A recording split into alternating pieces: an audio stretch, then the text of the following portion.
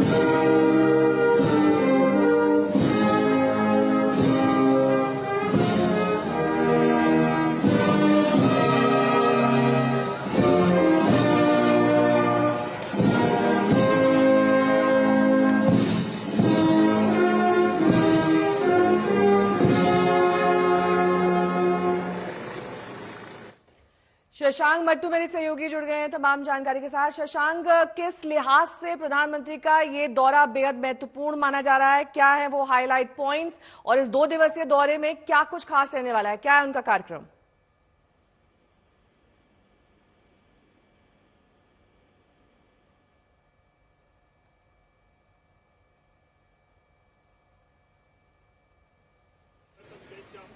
तो राजकीय सम्मान के साथ प्रधानमंत्री का वियना में स्वागत किया जा रहा है। यहाँ पर जो आर्मी है उन्हें एक पारंपरिक तरीके से स्वागत देते हुए वियना में मौजूदगी है। कल देर रात प्रधानमंत्री वियना पहुंच गए थे। 41 साल बाद भारत का कोई प्रधानमंत्री वियना गया है दौरे पर, और आज कई अहम मुद्दों पर प्रधानमंत्री की वहां वार्ता हो सकती है, जिसमें कारोबार जगत से जुड़े कई मुद्दे, द्विपक्षीय सामरिक आर्थिक नीति को लेकर भी कई अहम चर्चाएं हो सकती हैं।